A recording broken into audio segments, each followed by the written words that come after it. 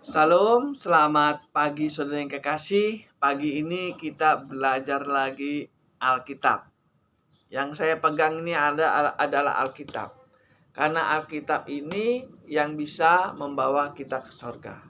Saudara yang kekasih, pagi hari ini kita ingin berbicara tentang antikris ya. Banyak orang mendengar antikris, tapi mereka nggak tahu siapa itu antikris yang sebenarnya. Berapa bahayanya antikris itu bagi orang Kristen. Mereka nggak tahu. Pagi hari ini saya ingin berbicara tentang bahayanya antikris kalau sudah masuk ke dalam gereja. Di dalam Alkitab ini ada penjelasan tentang antikris. Siapa antikris itu? Ya, ada dua jenis macam antikris, saudara yang kekasih. Kalau saudara nggak ngerti, bahaya. Apa benar di dalam Alkitab ini ada dua jenis macam antikris ya? Kita bahas langsung saja, baca di dalam 1 Yohanes 2 ayat yang ke-18. 1 Yohanes 2 ayat yang ke-18 saya bacakan. Judulnya adalah Antikris. Anak-anakku, waktu ini adalah waktu yang terakhir. Dan seperti yang telah kamu dengar, seorang antikris akan datang. Sekarang telah bangkit banyak antikristus. Itulah tandanya bahwa waktu ini benar-benar adalah waktu yang terakhir. Kalau kita baca ayat ini, ternyata ada dua jenis macam antikris. Antikris yang akan datang dan antikris yang sudah ada di dunia ini. Jadi di dunia ini sudah ada antikris. Di sini dikatakan sekarang ini telah banyak bangkit antikristus. Jadi antikris itu ada dua jenis. Ada antikris yang akan datang, belum datang, tapi antikris yang sekarang pun sudah ada. Bangkit antikristus. Jadi di dunia ini sudah ada antikristus. Makanya saya bilang, saya bisa nggak menjadi antikristus? Bisa. Saudara bisa nggak menjadi antikristus? Bisa. Kalau saudara nggak ngerti Alkitab, itu bahaya. Di sini dikatakan, saya ulangin lagi bacanya ya, biar jelas ya. 1 Yohanes 2 ayat yang ke-18. Anak-anakku, waktu ini adalah waktu yang terakhir. Dan seperti yang telah kamu dengar, seorang antikristus akan datang. Sekarang telah bangkit banyak antikristus. Itulah tandanya bahwa waktu ini benar-benar adalah waktu yang terakhir. Memang mereka berasal dari antara kita, tetapi mereka tidak sungguh-sungguh termasuk pada kita.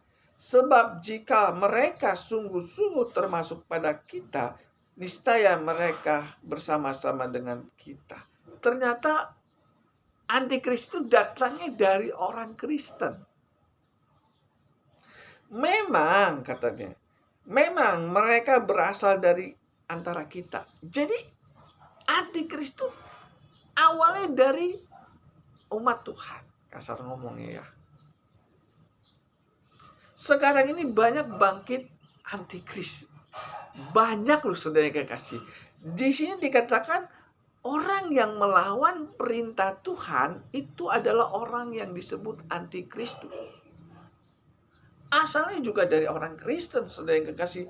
Mau nggak mau kita harus terima. Karena yang katakan Alkitab. Alkitab mengatakan antikristus itu asalnya dari orang Kristen yang melawan Tuhan. Saya bisa melawan Tuhan nggak? Bisa. Hamba Tuhan bisa melawan Tuhan nggak? Bisa. Makanya Tuhan katakan di sini, di akhir zaman ini banyak bangkit antikristus. Artinya banyak hamba Tuhan yang melawan perintah Tuhan. Nah, di sini dikatakan kenapa mereka melawan perintah Tuhan? Karena mereka tidak sungguh-sungguh melayani Tuhan. Atau tidak sungguh-sungguh menjadi orang Kristen. Ya, kita baca lagi ayat yang ke-19 biar jelas ya. Memang mereka berasal dari antara kita, tetapi mereka tidak sungguh-sungguh termasuk antara kita. Jadi orang Kristen yang nggak sungguh-sungguh, dia termasuk bagian dari antikris. Kasar ngomongnya, kalau kita menjadi orang Kristen itu iseng lah ya. Masuk surga boleh, nggak masuk surga juga boleh. Itu adalah orang Kristen yang nggak sungguh-sungguh. Nggak ada respon dari panggilan dari Tuhan lah. Di sini dikatakan memang mereka berasal dari antara kita, tetapi mereka tidak sungguh-sungguh. Jadi orang Kristen yang nggak sungguh-sungguh menjadi orang Kristen, dia adalah termasuk bagian dari antikris. Pendeta juga bisa. Kalau pendeta yang nggak serius melayani Tuhan, dia termasuk bagian dari antikris. Langsung saja kita lompat ya, ayat yang ke-22. Ini lebih jelas. Siapakah antikristus itu ya? Siapakah pendusta itu? Bukankah dia yang menyangkal bahwa Yesus adalah Kristus? Dia itu adalah antikristus. Jadi orang yang menyangkal Yesus itu adalah antikristus. Di situ dikatakan, siapakah pendusta itu? Jadi kalau kita masih berbuat dosa, berdusta itu kan berbohong. Kalau kita masih berdusta, itu termasuk kita bagian dari antikristus. Itu maksudnya. Sekalipun saudara orang Kristen, sekalipun saudara hamba Tuhan, kalau saudara masih berdusta, maka Alkitab mengatakan saudara termasuk antikristus. Saya baca lagi ya, biar jelas ya. Di dalam 1 Yohanes 2 ayat 22, siapakah pendusta itu? Bukankah dia yang menyangkal bahwa Yesus adalah Kristus?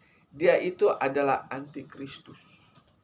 Jadi orang yang berbohong, berdusta itu kan berbohong. Itu termasuk antikristus. Sekalipun dia percaya Yesus sebagai Tuhan, kalau dia masih berbuat dosa, dia termasuk bagian dari antikristus. Ya, tadi di sini dikatakan antikristus itu datangnya dari orang Kristen. Orang Kristen yang bagaimana yang menjadi antikristus? Adalah orang Kristen yang nggak serius. Banyak orang Kristen nggak serius menjadi orang Kristen. Ke gereja itu hanya sebagai ritual. Saudara perhatikan di akhir zaman ini. Orang-orang Kristen, mereka datang ke gereja bukan mencari Tuhan. Seperti ritual aja. Kayak dukun. Gereja itu seperti kayak ritual. Minggu datang ke gereja, memuji nama Tuhan, dengar firman, bayar kolekte. Kalau ada perpuluhan, bayar perpuluhan. Kalau ada perjamuan suci, ikut perjamuan suci. Setelah itu selesai, pulang. Minggu depan datang lagi seperti itu, terus berulang-ulang. Tetapi nggak ada keseriusan dia menjadi orang Kristen. Jadi orang Kristen yang nggak serius, dia termasuk bagian dari antikristus. Jadi kasih namanya orang Kristen yang masih berbuat dosa, itu berarti dia nggak serius mengikut Tuhan. Selama saudara masih berbuat dosa, saudara termasuk bagian dari antikristus. Ini yang saya katakan kepada saudara. Jangan main-main dengan firman Tuhan. Galatia 6 ayat yang ke-7. Jangan sesat, Allah tidak mau dipermainkan. Ini yang dinamakan antikristus. Mempermainkan Tuhan. Tukang bohong. Apa sih tukang bohong itu? Kalau saudara baca ayat yang keempat ya. 1 Yohanes 2 ayat yang keempat. Saya bacakan ya. Nah, 1 Yohanes 2 ayat keempat. Barang siapa berkata, aku mengenal dia, tetapi ia tidak menuruti perintahnya, ia adalah seorang pendusta, dan di dalam dia tidak ada kebenaran. Ini antikristus nih. Kalau ayat 22-nya, siapakah pendusta itu? Pendusta adalah orang yang menyangkal Tuhan. Pendusta itu adalah orang yang sudah ngerti Alkitab, tetapi tidak mau mengikuti perintah Alkitab. Itu termasuk pendusta. Dan di sini dikatakan pendusta itu adalah antikristus. Jadi orang yang sudah mengenal kebenaran Tuhan, tetapi dia tidak mau menjalankan perintah Tuhan, maka disebut antikristus. Jadi antikristus itu sangat berbahaya bagi orang Kristen. Apalagi kalau pendeta nggak mau mengikuti perintah Tuhan. maka dia itu disebut antikristus. Kalau pendeta nggak mau menjalankan perintah Tuhan, dia disebut antikristus. Karena Tuhan mengatakan antikristus itu datangnya dari orang Kristen. Dari hamba-hamba Tuhan yang nggak mau menjalankan perintah Tuhan. Hamba Tuhan yang nggak mau menjalankan perintah Tuhan, ia disebut pendusta. Dan pendusta di sini dikatakan itu adalah antikristus. Apa contohnya? Contohnya Yohanes, sebentar ya. Kita lihat aja di dalam Yohanes 8 ayat yang ke-11, saya bacakan. Yohanes 8 ayat yang ke-11. Sebentar. Yohanes 8 ayat yang ke-11. Jawabnya, tidak ada Tuhan. Lalu kata Yesus, aku pun tidak akan menghukum engkau. Pergilah dan jangan berbuat dosa lagi mulai dari sekarang. Ini perkataan Tuhan nih. Perkataan Kristus mengatakan kalau dosamu sudah diampuni, dosamu sudah dikeluarkan, jangan berbuat dosa lagi. Nah, orang Kristen kalau sudah dosanya sudah dihapus sama Tuhan, lalu dia berbuat dosa lagi, berarti dia melawan perintah Tuhan. Tuhan katakan jangan berbuat dosa lagi mulai dari sekarang. Tetapi kalau kita melawan perintah Tuhan berbuat dosa, maka kita disebut bagian dari antikristus. Antikristus itu artinya orang yang melawan perintah Tuhan. Tuhan mengatakan jangan berbuat dosa lagi, dia berbuat dosa lagi. Makanya saya katakan saya bisa nggak menjadi antikristus? Bisa, kalau saya melawan perintah Tuhan. Perintah Tuhan apa? Jangan berbuat dosa lagi. Hamba Tuhan bisa berbuat dosa nggak? Bisa. Jadi orang Kristen yang masih berbuat dosa itu termasuk bagian dari antikris. Karena dia melawan perintah Tuhan. Sayangnya saudara yang kekasih, banyak orang Kristen nggak tahu apa itu dosa. Sehingga hidupnya sembarangan. Ya namanya orang Kristen yang nggak serius ya masuk kiri keluar kanan.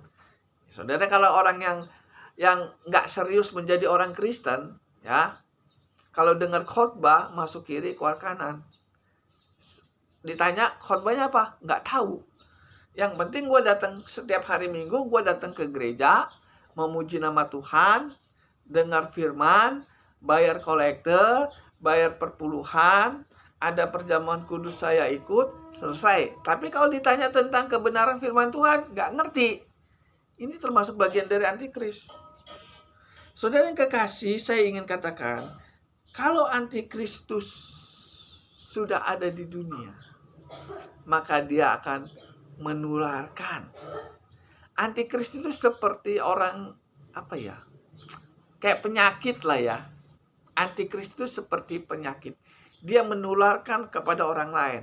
Kalau saudara waktu kemarin ada COVID ya, kalau orang kena COVID, kita dekat sama dia, kita bisa ketularan penyakit COVID itu. Begitu juga antikris. Kalau kita bergaul dengan antikris, maka kita bisa ikut menjadi antikris juga. Ya, antikris itu seperti penyakit menular. Yang bahayanya kalau pendetanya menjadi antikris.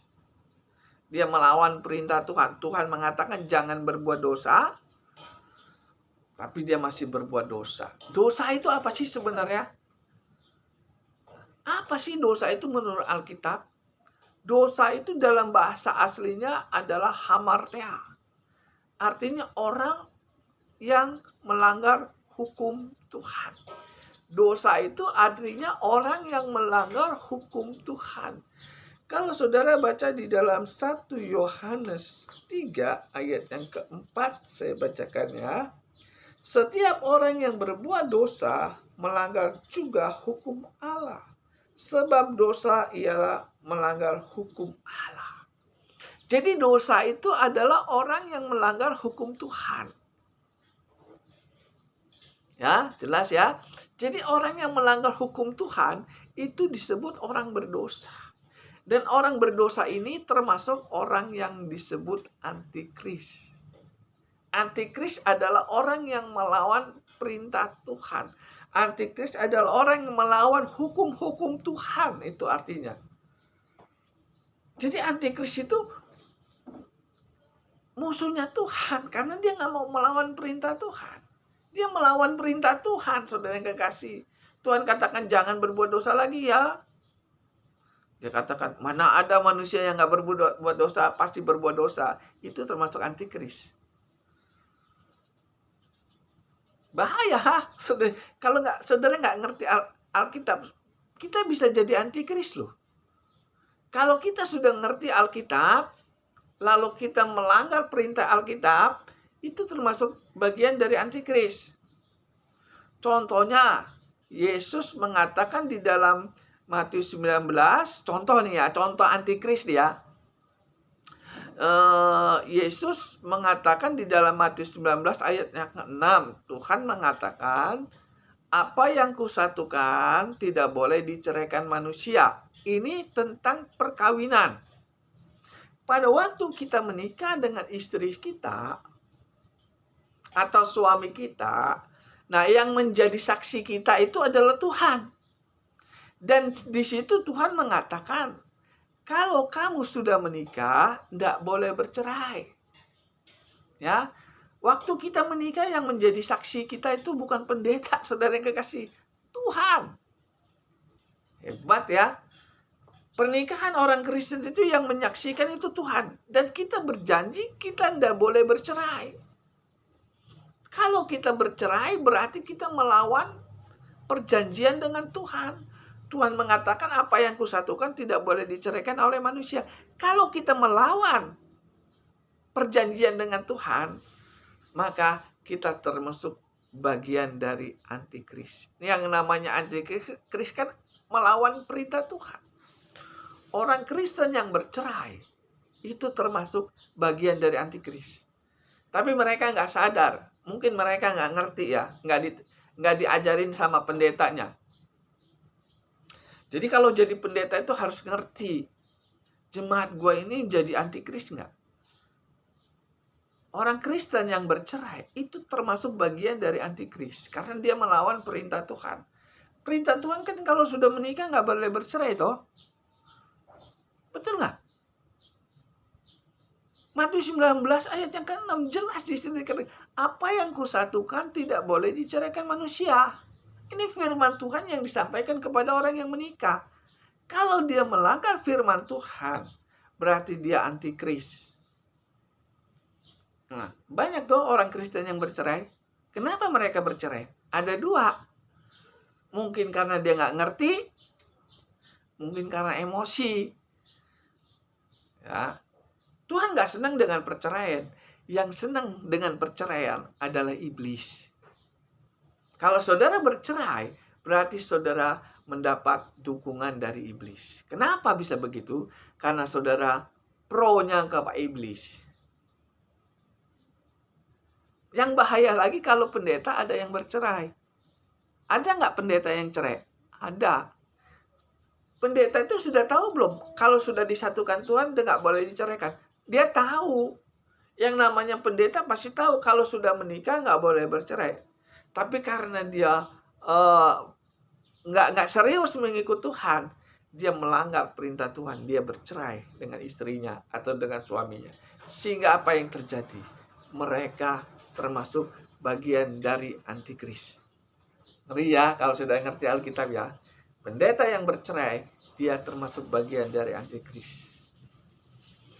Kalau dia bagian dari antikris, maka dia musuhnya Tuhan.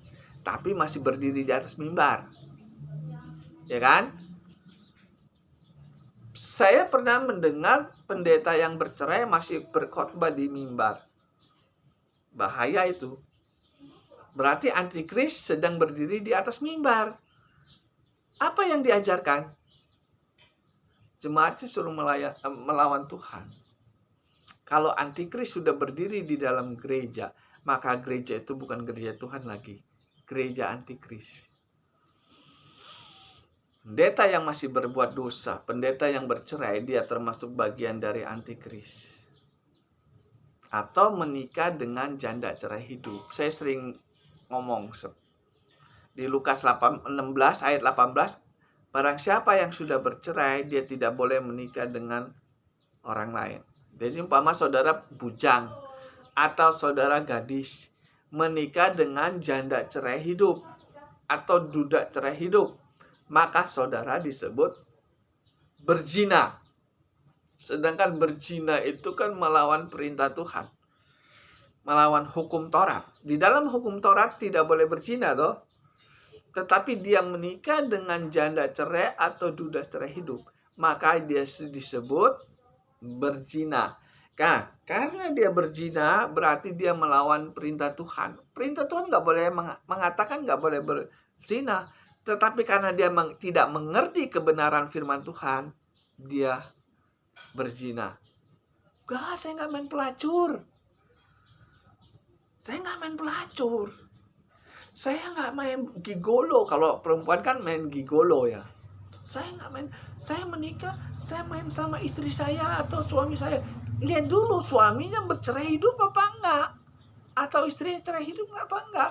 Kalau dia bercerai hidup, cerai hidup, maka dia disebut berzina, termasuk pelacur rohani. Nah, kalau itu sudah terjadi, maka kita disebut bagian dari antikristus. Jadi, kalau saudara sudah ngerti kebenaran firman Tuhan, coba cek, saya ini melanggar firman Tuhan enggak? Saya ini masih berbuat dosa enggak? Saya ini kalau masih berdagang ya, kan banyak orang Kristen yang dagang, masih bohong enggak? Kalau kita dagang masih berbohong, maka kita termasuk bagian dari antikristus. Orang Kristen kalau dagangnya masih berbohong, maka dia termasuk bagian dari antikristus. Ke gereja mah jojong, doa jojong, dengar firman jojong, bantu pekerjaan Tuhan jojong, bayar uang perpuluhan jojong, tapi dagangnya masih bohong, jojong juga. Maka di situ disebut bagian dari antikris. Antikris adalah orang Kristen yang melawan perintah Tuhan. Tuhan katakan jangan berbohong, dagangnya berbohong. Nah, ini yang membuat orang Kristen gagal masuk surga, karena nggak ngerti Alkitab. Kenapa dia nggak ngerti Alkitab? Ada dua macam. Mungkin karena dia bebal, atau pendetanya juga nggak ngerti Alkitab, sehingga jemaatnya nggak ngerti antikris itu apa. Setahu saya banyak pendeta yang nggak ngerti Alkitab, sehingga jemaatnya nggak tahu mana yang benar, mana yang salah, mana itu antikris. Saya khotbah di YouTube ini pasti banyak orang yang nggak tahu. Oh, ternyata orang yang bercerai itu bagian dari antikris. Pasti banyak yang baru tahu. Kalau menurut Alkitab, orang yang melawan perintah Tuhan, dia termasuk bagian dari antikris. Jadi antikris itu bukan hanya sekedar omongan. Lihat, mereka berbuat dosa enggak? Mereka menikah bercerai enggak? Dagangnya bohong enggak? Itu, jadi antikris itu musuhnya Tuhan. Kenapa dia bermusuhan dengan Tuhan? Karena dia melawan perintah Tuhan. Contoh lagi antikris ya, biar jelas ya. Matius 7 ayat 26. Matius 7 ayat 26. Tetapi setiap orang yang mendengar perkataanku ini dan tidak melakukannya, ia sama dengan orang yang bodoh yang mendirikan rumah di atas pasir. Barang siapa yang sudah baca Alkitab, tetapi dia tidak mau mempraktekannya, ia disebut bohong, pembohong. Antikristus sebenarnya bodoh lah. Saya tanya kepada saudara, menang nggak melawan Tuhan? Saya ingin tanya kepada saudara, saudara menang nggak kalau saudara melawan Tuhan? Nah, kalau saudara tahu kalau kita melawan Tuhan, kita kalah, berarti kita harus mengikuti perintah Tuhan. Betul nggak? Kalau kita pinter, Tuhan mengatakan A, kita ikut. Karena kita tahu kalau kita melawan perintah Tuhan, kita habis sama dia. Tetapi kalau orang yang bodoh, sok jago, Tuhan mengatakan A, enggak. B, ini yang disebut orang bodoh. Semua orang yang melawan perintah Tuhan disebut antikris, anti Tuhan. Kalau saudara melawan perintah Tuhan, maka saudara termasuk orang bodoh. Kenapa dikatakan orang bodoh? Ya nggak mungkin menang saudara melawan Tuhan. Sehebat apapun saudara di dunia ini, sepinter apapun saudara di dunia ini, kalau saudara melawan perkataan Tuhan, saudara disebut orang bodoh. Orang bodoh itu adalah orang Kristen yang mati masuk neraka. Orang bodoh itu orang Kristen yang nggak masuk surga. Kenapa bisa begitu? Sebenarnya dia ini masuk surga, tetapi karena bodoh nggak masuk surga. Kenapa dia bisa bodoh melawan perintah Tuhan?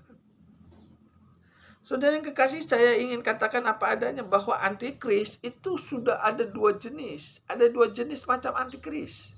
Antikris yang akan datang dan antikris yang sekarang ini. Termasuk kita bisa jadi antikris. Nah, antikris yang pertama itu adalah Adam dan Hawa. Adam dan Hawa itu termasuk antikris karena dia melawan perintah Tuhan.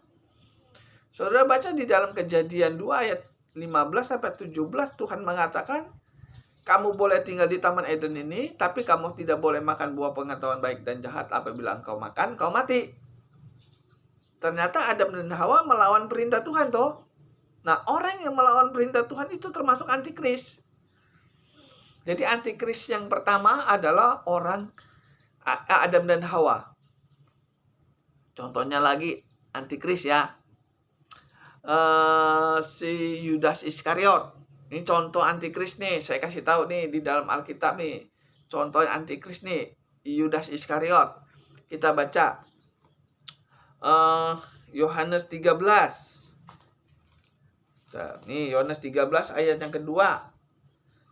Mereka sedang makan bersama dan iblis telah membisikkan rencana dalam hati Yudas Iskariot anak Simon untuk mengkhianati dia. Arti mengkhianati apa? Melawan.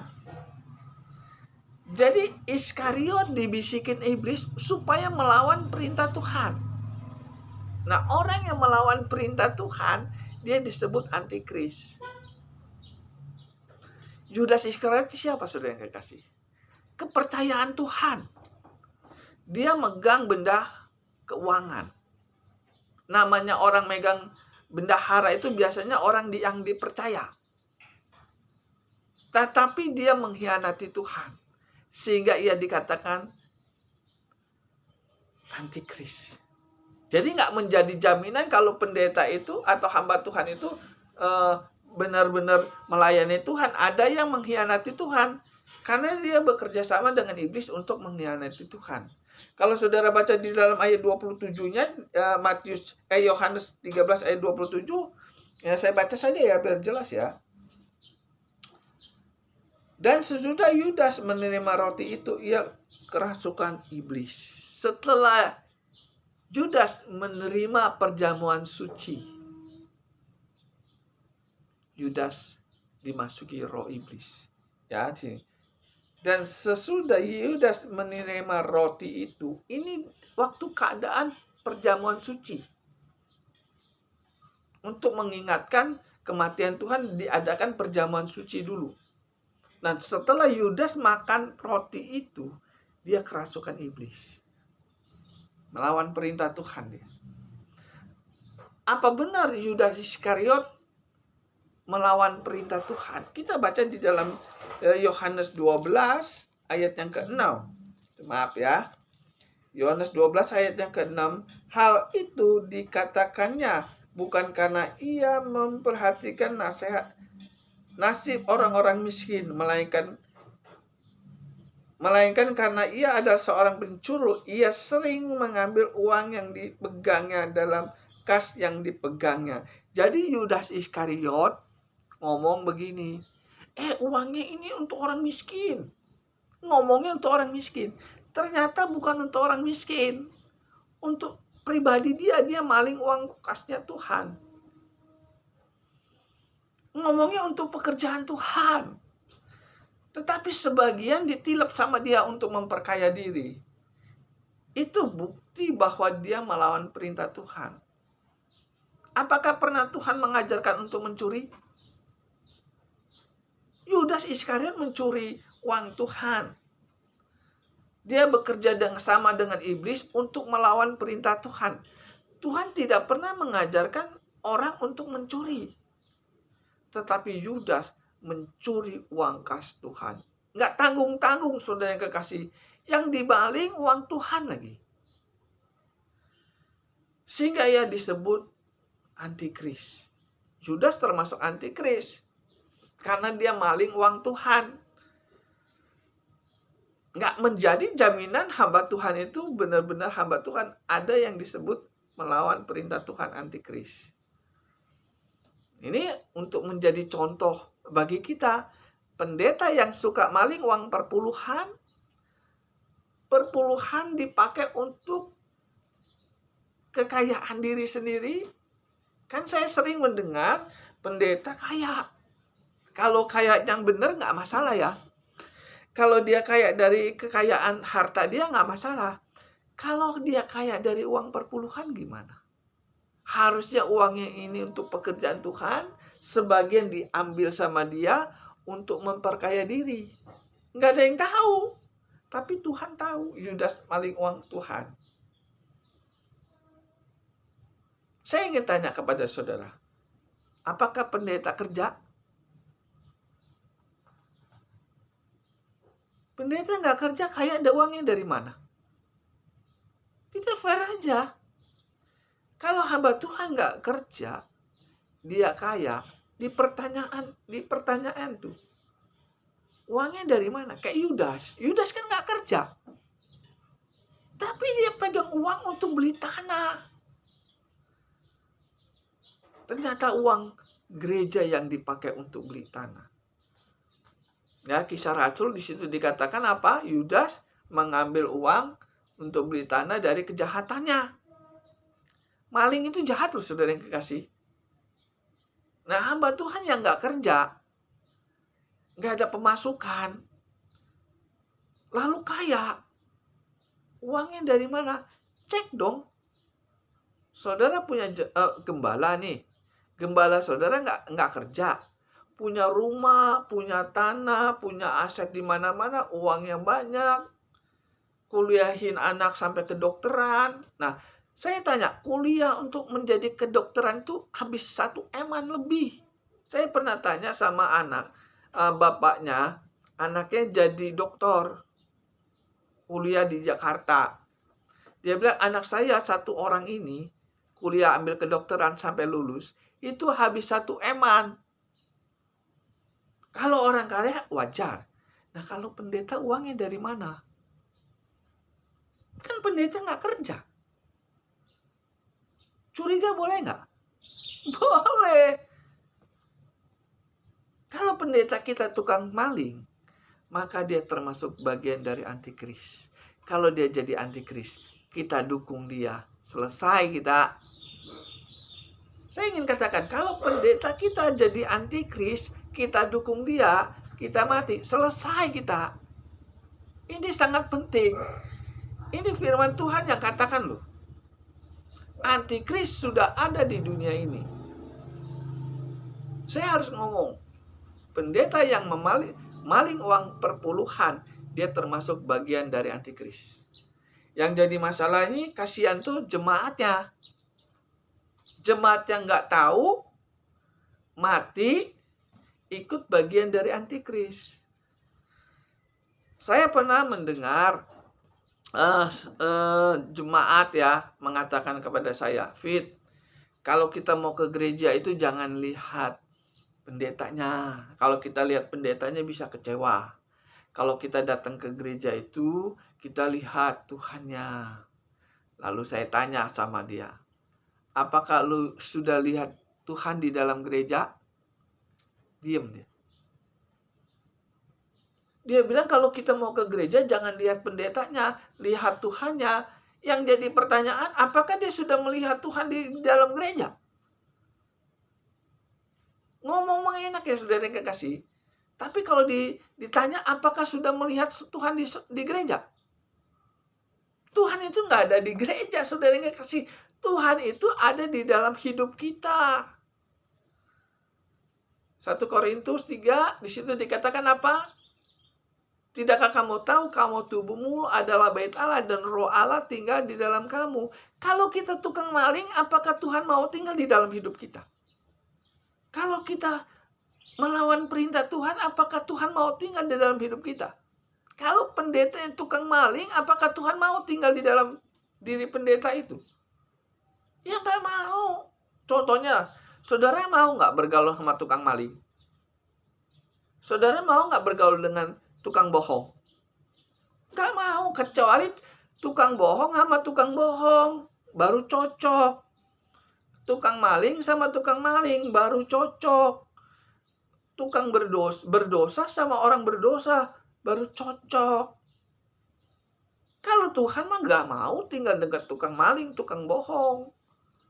Saya ingin tanya kepada saudara, kalau pendeta kita tukang maling, tukang bohong, apakah Tuhan ada di dalam diri dia? Ya nggak ada, yang ada iblis. Makanya seperti Yudas. Yudas bekerja sama dengan iblis untuk mengkhianati Tuhan. Begitu juga pendeta yang melawan perintah Tuhan, berarti dia sudah bekerja sama dengan iblis untuk mengkhianati Tuhan. Apa bentuk mengkhianati Tuhan? Dia membawa jemaatnya ke neraka. Pendeta yang bekerja sama dengan iblis, dia membawa jemaatnya ke neraka. Yang kasihan jemaatnya. Makanya saudara yang kekasih, saya sebagai hamba Tuhan harus menjelaskan seperti ini.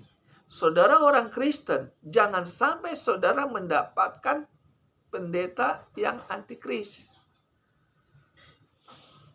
Ya, kita sudah capek-capek setiap hari Minggu ke gereja bertahun-tahun. Gereja membutuhkan dana, kita sumbang.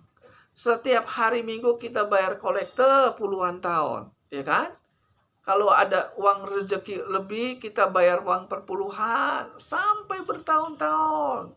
Setelah mati, kita masuk neraka. Gimana itu? Nah, saya sebagai hamba Tuhan bukan mengadu domba saudara dengan gembala saudara. Ini menyangkut surga dan neraka. Saya ingin tanya kepada saudara, kalau pendeta saudara ngajak saudara ke neraka, saudara mau nggak? Saudara setia sama pendeta. Ya, karena saudara senang sama pendeta ini. Ya, saudara dukung. Lalu pendeta ini bawa saudara ke neraka. Gimana perasaan saudara? Mungkin waktu masih di dunia, alah. Tetapi kalau sudah masuk neraka baru nyesel. Gua salah. Cari pendeta yang jahat. Pendeta yang jahat membawa jemaatnya ke neraka. Ya, saya tidak menjelekkan pendeta. Saya hanya menjelaskan tentang kebenaran firman Tuhan. Antikris membawa jemaatnya ke neraka. Jelas ya? Ya, pada pagi hari ini saya ingin berbicara tentang antikris. Ini sangat berat. Saya juga sebenarnya nggak mau ngomong seperti ini. Karena ini tanggung jawab saya. Tanggung jawab saya harus menyampaikan apa adanya di dalam Alkitab ini. Lebih baik kita tahu waktu masih kita hidup di dunia ini. Ternyata pendeta saya antikris. Daripada setelah di neraka baru kita tahu. Ternyata pendeta saya antikris. Saya ingin tanya kepada saudara. Saudara lebih baik kita tahu sekarang pendeta kita antikris, atau kita baru tahu setelah kita di neraka ternyata pendeta kita antikris? Saudara pilih yang mana? Mau yang tahu di dunia apa tahu setelah di neraka? Tugas saya hanya memberitahu antikris sudah bangkit di dalam dunia ini. Sejak dari zaman Adam dan Hawa sudah ada antikris. Makanya di dalam 1 Yohanes 2 ayat 18 19 di situ dikatakan sekarang banyak bangkit antikris. Antikris adalah pendeta yang melawan perintah Tuhan. Barang siapa yang sudah mengenal dia tetapi ia tidak mau melakukannya, ia disebut pendusta. Dan pendusta itu termasuk bagian dari antikris. 1 Yohanes 1 Yohanes 2 ayat 18 22. Pendusta itu adalah antikris. Pendusta itu artinya orang yang melawan perintah Tuhan, ya. Kalau orang yang bercerai itu termasuk bagian antikris. Maling uang perpuluhan, menjadi hamba Tuhan, memperkaya diri, itu termasuk bagian antikris. Jadi saudara, kalau jadi orang Kristen jangan terlalu bodoh, jangan terlalu percaya dengan pendeta. Untuk kebaikan kita ya, saya nggak jelekin pendeta loh. Untuk kebaikan kita, jangan terlalu percaya dengan perkataan pendeta. Percaya 100% dengan perkataan Alkitab. Kalau kita terlalu percaya sama pendeta, kayak kalau pendeta itu benar, amin kita. Kalau pendetanya jahat, bawa kita ke neraka, kita percaya, yang rugi siapa? Ya saudara, saya sebagai hamba Tuhan hanya mengingatkan sebelum kita di neraka, coba cek pendeta saya ini antikris bukan. Ceknya pakai Alkitab. Gak enak ya dengernya ya. Saya juga ngomongnya juga sebenarnya gak enak. Tapi ini tugas saya sebagai hamba Tuhan mengingatkan. Jangan sampai kita gagal masuk surga. Itu tugas saya. Di akhir zaman, kata Tuhan, banyak bangkit antikris. Kita baca ayat yang terakhir. 2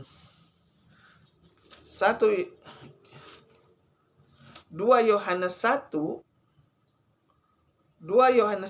ayat yang ke-7 saya bacakan. Sebab banyak penyesat telah muncul dan pergi ke seluruh dunia yang tidak mengaku bahwa Yesus Kristus telah datang sebagai manusia. Itu adalah si penyesat dan antikris. Di sini ada kata sebab banyak penyesat telah muncul dan pergi ke seluruh dunia. Kalau kita mau jujur, di gereja itu sudah banyak penyesat-penyesat. Banyak penyesat-penyesat sudah menguasai gereja. Sehingga di dalam gereja itu untuk mendengar firman Tuhan yang murni di dalam gereja itu sudah susah. Karena sudah dikuasai oleh penyesat-penyesat ini. Ya, kalau saya nggak bisa khotbah di dalam gereja, saya khotbah di YouTube. Ya, nggak apa-apa. Khotbah di YouTube juga ada yang dengar. Ya, saya terus terang, saya banyak ditolak oleh pendeta-pendeta khotbah di gereja. Nggak masalah. Masih ada YouTube. Masih ada kebenaran Tuhan. Ya, kalau di gereja sudah tidak ada lagi kebenaran Tuhan, maka gereja itu disebut antikris. Namanya nggak ada kebenaran Tuhan ya orang pendeta berdosa kumpul dengan jemaat berdosa, akrab dia. Saya ngomong apa adanya, dosa itu melanggar hukum Tuhan. Pendetanya melanggar hukum Tuhan, jemaatnya melanggar hukum Tuhan. Maka mereka sama-sama sedang menuju ke neraka. Tapi nggak sadar. Saya sebagai hamba Tuhan hanya mengingatkan. Sebelum saudara meninggal, coba cek. Saya ini antikris bukan? Saya ini melawan perintah Tuhan bukan? Saya dagangnya masih berbohong nggak? Pendetanya kaya dari mana uangnya? Nggak kerja uang kayaknya dari mana? Cek sebelum mati. Jangan kita setiap khotbah diaminin. Mazmur 1 ayat pertama, janganlah engkau mengikuti nasihat orang fasik. Karena jalan orang fasik itu menuju ke neraka. Jadi nggak semua di dalam gereja itu hamba Tuhan, ada antikris. Antikris itu ada orang yang melawan perintah Tuhan. Kalau saudara kurang mengerti masalah ini tentang antikris, saudara bisa hubungi saya tentang antikris. Ini sangat penting karena menyangkut surga dan neraka. Kita berdoa. Tuhan, terima kasih atas firman-Mu pada pagi hari ini berbicara tentang antikris. Ajari kami supaya kami tidak menjadi antikris. Saudara yang kekasih, kita masih ada kesempatan untuk, kalau kita menjadi antikris, kita masih ada kesempatan kembali lagi kepada Tuhan. Supaya apa? Supaya kita diterima Tuhan di sorga setelah mati. Antikris tidak diterima Tuhan di sorga. Dia diterimanya di neraka. Tuhan Yesus, terima kasih atas firman-Mu, penjelasan tentang antikris. Ajari kami keluar dari gereja antikris, supaya kami mengikuti Engkau dengan sampai ke surga. Dalam nama Tuhan Yesus, haleluya, amin.